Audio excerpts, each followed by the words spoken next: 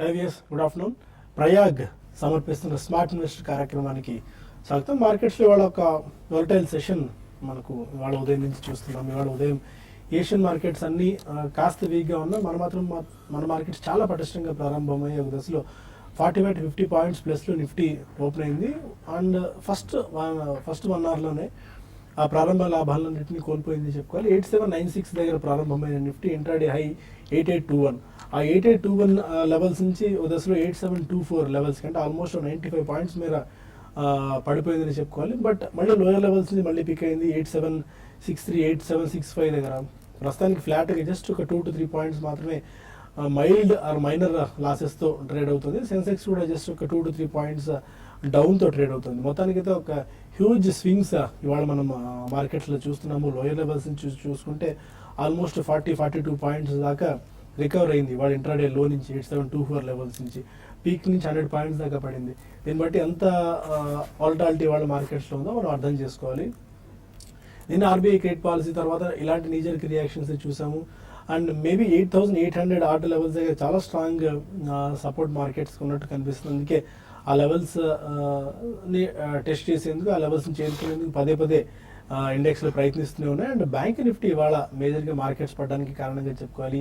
ICICI bank, HDFC bank లాంటి కౌంటర్స్లో వచ్చిన అమ్మకాలు ఒత్తిడే మార్కెట్స్ని ఎస్పెషల్లీ ఇండెక్స్ని ఇవాళ పడదోసిందని చెప్పుకోవాలి. బ్యాంక్ నిఫ్టీలో కూడా ఇవాళ హ్యూజ్ వాలటాలిటీ మనం చూసాం. Almost 400 points volatility. ఇవాళ 20,312 దగ్గర బ్యాంక్ నిఫ్టీ ఓపెన్ అయింది. ఒక దశలో 20,406 లెవెల్స్ వరకు ఇవాళ bank Nifty intraday high test చేయడం చూసాం. అండ్ 20,000 ఆర్డ్ లెవెల్స్ దగ్గర ఇవాళ లో, అంటే హయ్యర్ లెవెల్స్ నుంచి 400 పాయింట్స్ దాకా బ్యాంక్ నిఫ్టీ క్రాక్ అయింది. బట్ మళ్ళీ రికవరీ మనం బ్యాంక్ నిఫ్టీలో చూస్తున్నాము. అంటే బ్యాంక్ నిఫ్టీలో కూడా 20,000 పాయింట్స్ దగ్గర చాలా స్ట్రాంగ్ మనకు సపోర్ట్ కనిపిస్తుంది. ఆ లెవెల్ని బ్రేక్ చేయడానికి ప్రయత్నాలు జరుగుతున్నప్పటికీ ఆ స్థాయిలో మనకి మాత్రం సపోర్ట్ లభిస్తుంది. 20,130 20,140 ఆర్డ్ లెవెల్స్ దగ్గర ప్రస్తుతం బ్యాంక్ నిఫ్టీ ట్రేడ్ అవుతూ వస్తుంది. సెక్టార్ స్పెసిఫిక్గా ఇవాళ మనం చూసుకున్నట్టయితే కొన్ని స్పెసిఫిక్ సెక్టార్స్లో మాత్రమే ఐటీ టెక్నాలజీ బయింగ్ కనిపిస్తుంది. ఇన్స్పైట్ ఆఫ్ రూపీ స్ట్రెంత్ వరుసగా రెండో రోజు కూడా రూపాయి లాభాల్లో ట్రేడ్ అవుతుంది. 67 రూపాయల దిగువన ప్రస్తుతం ట్రేడ్ అవుతుంది. బట్ రూపాయి వీక్గా ఉన్నప్పటికీ ఐటీ స్టాక్స్ మాత్రం స్ట్రాంగ్గా ఉండడం ఒక రకంగా గమనించాల్సిన అంశంగా మనం చెప్పుకోవచ్చు.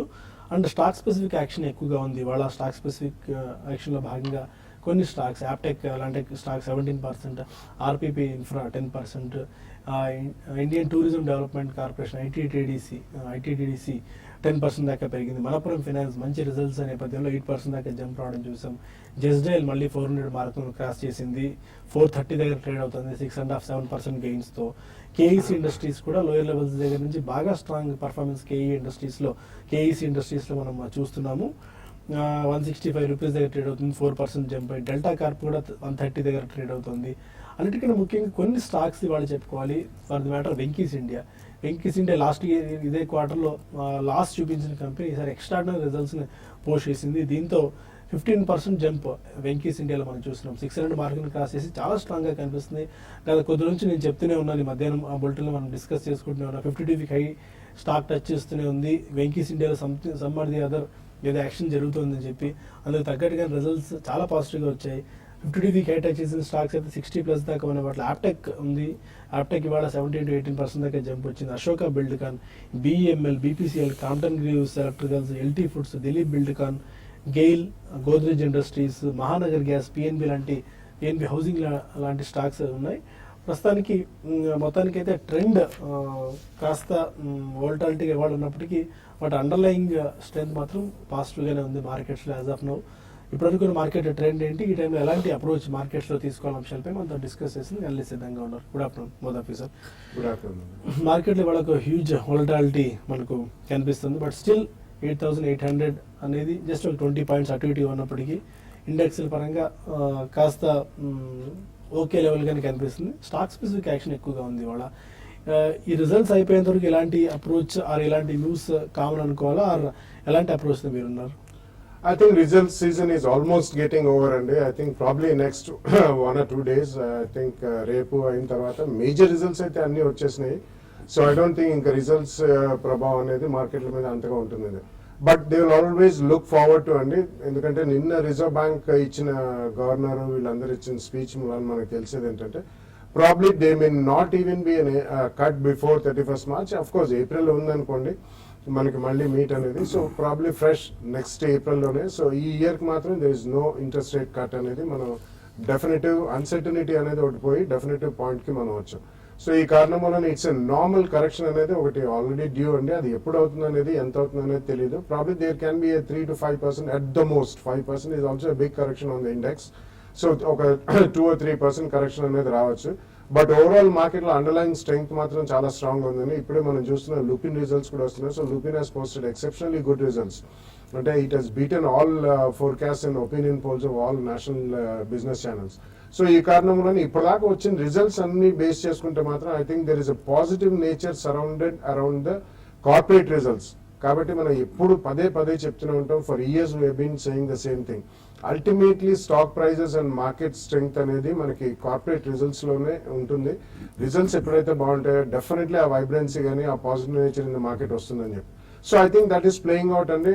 ఎందుకంటే చాలా మంది డిమానిటైజేషన్ అయిన తర్వాత ఎలాగుంటుంది, ఎందుకంటే ఆల్మోస్ట్ 8th November అయింది కాబట్టి డిసెంబర్ క్వార్టర్ వాష్అవుట్ అన్న లెవెల్లో అనుకున్నారు. But nothing has panned out like that. So in my opinion there will be a small correction, but definitely that calls for a very strong buy, and the market is going to be good over the next 1, 2, 3 years. In my opinion everybody should allocate koddo goppo manakunna investable surplus lo definitely market ki via mutual funds or even direct markets lo evarkaithe avagahana untundo వాళ్ళు they should invest across all the sectors ane cheppochu. I think most of the sectors have done reasonably well. Okay Sundar గారు, technicals case వచ్చేస్తుంది almost ఫ్లాట్కి వచ్చేసింది market. Lower level నుంచి చాలా స్ట్రాంగ్గా recover అయింది. 8763 లో నుంచి 40 పాయింట్స్ మేర మనం రికవరీ చూస్తున్నాము. దీన్ని బట్టి అండర్లైన్ స్ట్రెంత్ మార్కెట్స్లో ఉంది. 8800 అనేది ఒక బేస్ ఫామ్ అయినట్టు కనిపిస్తుంది. మీరు ఎలాంటి వ్యూతో ఉన్నారు? ఇవాల్టి మార్కెట్ రికవరీ చూస్తుంటే మటుకు ఖచ్చితంగా ఒక పాజిటివ్ డెవలప్మెంట్ అనుకోవచ్చు. ఎందుకంటే అంత క్రితం బాగా ఓవర్ బాట్ పొజిషన్ తర్వాత 8800 దగ్గర ఈ 2-3 రోజులు మనం ఒక కాషియస్ ట్రెండ్, ఒక మైనర్ కరెక్షన్ లోకి వెళ్ళటం మనం చూసాము. ఆ కరెక్షన్ తర్వాత కూడా బాగా స్ట్రెంత్ కూడా చూసాము. ఇవాళ కొంచెం లాస్ డీపెన్ అయ్యి కొంచెం కరెక్షన్ బాగా కొంచెం స్ట్రెంత్ అయినప్పటికీ మళ్ళీ 8700 పైన రికవరీ అవటము, అలాగే బ్యాంక్ నిఫ్టీ కూడా కరెక్ట్గా 20,000 దగ్గర బాగా స్ట్రాంగ్ సపోర్ట్ తీసుకొని కొంచెం రీబౌండ్ అవడం చూస్తుంటే ఈ గత 3 రోజులుగా చూస్తున్న స్ట్రెంగ్త్ని కూడా ఇవాళ మళ్ళీ కన్ఫర్మ్ చేసింది అనుకోవచ్చు. సో కాకపోతే మార్కెట్ 8800 దగ్గర గత 4 రోజులుగా రెసిస్టెన్స్ చూసాము. ఆ రెసిస్టెన్స్ దగ్గర కనుక ఇవాళ కనుక స్ట్రాంగ్గా క్లోజ్ అయిందంటే డే హై దగ్గర టెక్నికల్ గా ఒక డైలీ చార్ట్ లో రివర్సల్ బార్ ఏర్పడినట్టు అనుకోవచ్చు. అప్పుడు మార్కెట్ మళ్ళీ ఫర్దర్ అప్ ట్రెండ్ అనేది వస్తుంది. ఈ 2 రోజులు చూస్తే కనుక 8700 దగ్గర నుంచి ఒక ఇంట్రాడే 70-80 పాయింట్లు బాగా రికవరీ అయింది కాబట్టి ఆ సపోర్ట్ లెవెల్స్ చాలా ఇంటాక్ట్ గా ఉంది. అది బ్రేక్ అయ్యే అవకాశాలు నార్మల్ మార్కెట్ కండిషన్స్ లో పెద్దగా కనిపించట్లేదు. ఇప్పుడు ఆ ట్రిగర్ పాయింట్ కూడా దూరం అయింది కాబట్టి సో ఇమీడియట్ గా పెద్ద థ్రెట్ లేదనిపిస్తుంది మార్కెట్ లో. సో కాబట్టి ఇవాళ మార్కెట్ ఇదే విధంగా క్లోజ్ రికవరీ అయినట్టుగా ఇదే విధంగా కనుక క్లోజ్ అయిందంటే మార్కెట్ 9000 వరకు వెళ్ళే అవకాశాలు ఎక్కువ కనిపిస్తున్నాయి. సో క్లోజింగ్ ఇవాళ చాలా కీలకము. లాస్ట్ మటుకు మర్దర్ ఎక్స్టెండ్ అవ్వకుండా ఉంటే ఆ ఒక్క కండిషన్ ఫుల్ఫిల్ అయిపోతే మార్కెట్ టెక్నికల్ గా పాజిటివ్ అనుకోవచ్చు. ఇక బ్యాంక్ నిఫ్టీ చూస్తే కనుక 20,200 దగ్గర రెసిస్టెన్స్ కనిపిస్తుంది. అది కూడా బ్రేక్ అయిందంటే ఫర్దర్ అప్ ట్రెండ్ వస్తుంది. లాస్ట్ 4-5 రోజులుగా మనం చూస్తున్నాము ఇండెక్స్ లో కొంచెం ఓవర్ బాట్ పొజిషన్ ని టెక్నికల్ గా అడ్జస్ట్మెంట్ కూడా జరిగింది. సో ఆ ఇండికేటర్స్ ని కూడా ఒక నార్మల్ స్టేజ్ కి వస్తుంది కాబట్టి మార్కెట్ కొంచెం స్టేబుల్ గా అవుతున్నట్టుగా కనిపిస్తుంది. So on the whole market లో లాంగ్ పొజిషన్స్ ని కంటిన్యూ చేయొచ్చు. ఒకవేళ క్లోజింగ్ సమయానికి కనుక మార్కెట్ చాలా స్ట్రాంగ్ గా ఉందంటే ఫర్దర్ గా లాంగ్ పొజిషన్ తీసుకొని 8750 దగ్గర సపోర్ట్ కనిపిస్తుంది. దాని కింద క్లోజింగ్ బేసిస్ మీద స్టాప్ లాస్ పెట్టుకోవచ్చు. అలాగే బ్యాంక్ నిఫ్టీ కూడా 20,000 కింద క్లోజింగ్ బేసిస్ మీద స్టాప్ లాస్ తోటి బ్యాంక్ స్టాక్స్ లో కూడా ఎంటర్ అవ్వచ్చు. ఓకే, అది టెక్నికల్ వ్యూ. కొంతమంది కాలర్స్ లైన్ లో ఉన్నారు. ఫస్ట్ కాలర్ గుంటూరు నుంచి రాజేష్. అడగండి రాజేష్. సార్ నమస్తే సార్. ఇప్పుడు మేఘమణి ఆర్గానిక్స్ ఒకర్ షుగర్ ఒక 1 year కి అంటే 10,000 పెట్టేసి ఇన్వెస్ట్మెంట్ చేద్దాం అనుకుంటున్నాను, చేయొచ్చు అంటారా? మేఘమణి ఆర్గానిక్స్ అండ్ ఉగర్ షుగర్స్ 10,000 రూపీస్ అండి, 10,000 షేర్స్ అని అనుకుంటున్నారా? 10,000 rupees in each stock. Yeah 10,000 rupees. Okay, యుగా sugars it's cyclical industry అండి, కాబట్టి మీరు కొద్దిగా జాగ్రత్తగా ఉండాలి. రీసెంట్ టైమ్స్ లో బాగా పెరిగే షుగర్ స్టాక్స్ అన్ని కూడా అక్కడ నుంచి స్వల్పంగా రియాక్షన్ మోడ్ లో కూడా ఉన్నాయి. కాబట్టి 1 year కంటే అది కొద్దిగా ఈ సైకిల్ అయిన తర్వాత క్రషింగ్ సీజన్స్ ఇవన్నీ ఉంటాయండి వాళ్ళకి. సో అవన్నీ అయిన తర్వాత కొద్దిగా దే మే రియాక్ట్. సో మీకు 2-3 ఇయర్ వ్యూ ఉంటే అట్లీస్ట్ 2 ప్రైస్ పాయింట్స్ లో కొనొచ్చి ఒకవేళ 10,000 రూపీస్ కొనదలుచుకుంటే మాత్రం ఐ థింక్ ప్రాబ్లీ మేఘమనీ Organics maybe in 2 price points with 15-20% correction. It's about 40-45 zone లో ఉందండి. ఐ థింక్ దట్ ఎందుకంటే రాబోయే సీజన్ మళ్ళీ మనకి నెక్స్ట్ 2 quarters మార్చ్ తర్వాత 2 quarters they will be some agricultural activity. వీళ్ళు they also make some agrochemicals, dyes, pigments, colourings ఇటువంటివన్నీ చేస్తారు. So definitely I think that makes better fit. యుగార్ కొద్దిగా జాగ్రత్తగా ఉంటే బెటర్ అండి. ఒకవేళ షార్ప్ కరెక్షన్ ఏదైనా వస్తే షార్ట్ టర్మ్ కి కొని మళ్ళీ ఎక్కడైనా ప్రాఫిట్స్ అబౌట్ 10-15% వస్తే బుక్ చేయడం మర్చిపోకండి. గుంటూరు నుంచి రాంబాబు మరొకాలు అడగండి. సార్ మీ పైన 560 తీసుకున్నారు సార్. ఒకసారి స్టాక్ రిపీట్ చేయండి Rambabu. Pioneer embroidery sir. Pioneer embroideries, okay. అవును సార్, అది 60 తీసుకున్నారు సార్. 500 షేర్లు అక్వెట్ కోర్స్ అండి, ఓకే. యా డెఫినెట్లీ ఓకే, ఉంచండి. ప్రస్తుతం అయితే ఉంచండి. అందులో చాలా విపరీతమైన యాక్టివిటీ చూసాం. మనకి కొద్దిగా లిక్విడిటీ తక్కువ ఉంది. ఇప్పుడు అఫ్ కోర్స్ కొద్దిగా పెరిగింది అనుకోండి లిక్విడిటీ. పైనీర్ ఎంబ్రాయిడరీ అనేది వాళ్ళు యాక్చువల్లీ హకోబా అనే ఒక బ్రాండ్, లేసెస్ ఇవన్నీ ఎంబ్రాయిడరీకి సంబంధించిన which go into readymade garments and also loose లేస్లు అటువంటివి అన్ని అమ్ముతారండి. It's a niche field definitely, and Hakoba is their brand name. So ఈ కారణం వల్ల I think you should keep it అండి. Probably it's small cap stock కాబట్టి కొద్దిగా వాలటాలిటీ ఎక్కువ ఉంటుంది. గత కొన్ని రోజులుగా అంటే లాస్ట్ ఇయర్ దాకా కొద్దిగా వాళ్ళు డెడ్ బర్డెన్ అది ఉన్నారు.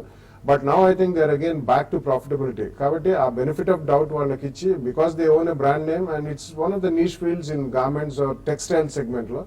So I think you should hold on to it right now. Fine. ఇక మరిన్ని కాల్స్ అండ్ ఈమెయిల్స్ తీసుకునే ముందు స్మార్ట్ ఇన్వెస్ట్ లో చిన్న బ్రేక్ తీసుకుందాం.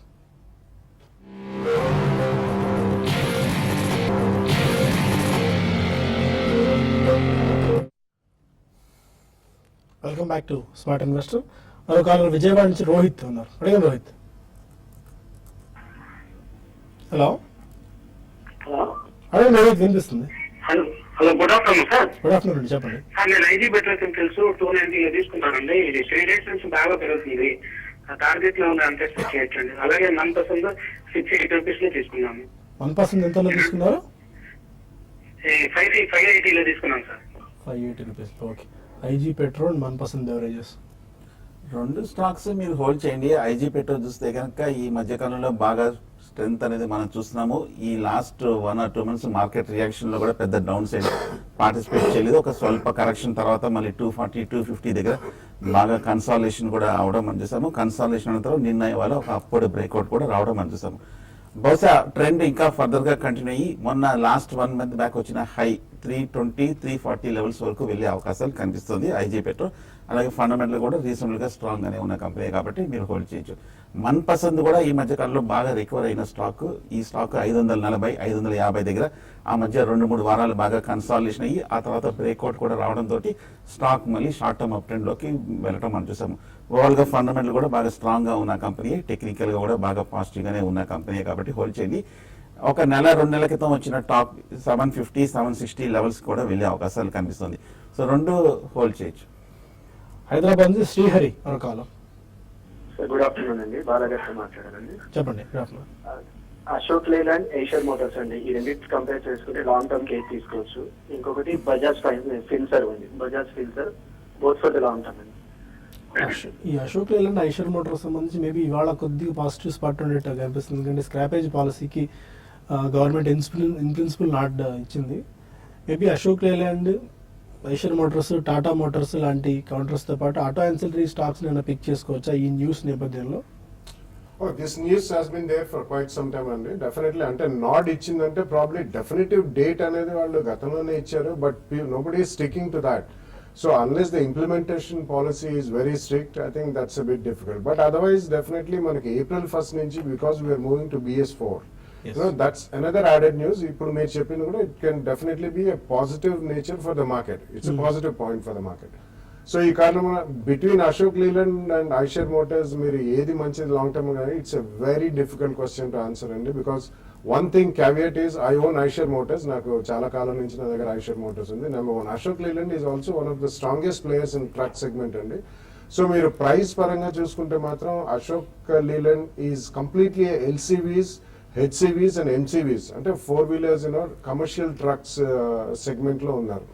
ఐషర్ మోటార్స్ రైట్ నౌ వాళ్ళు you can consider that as a 2-wheeler company. Though they have their Volvo Eicher Motors a subsidiary ఉందండి. They make trucks and buses and things like that.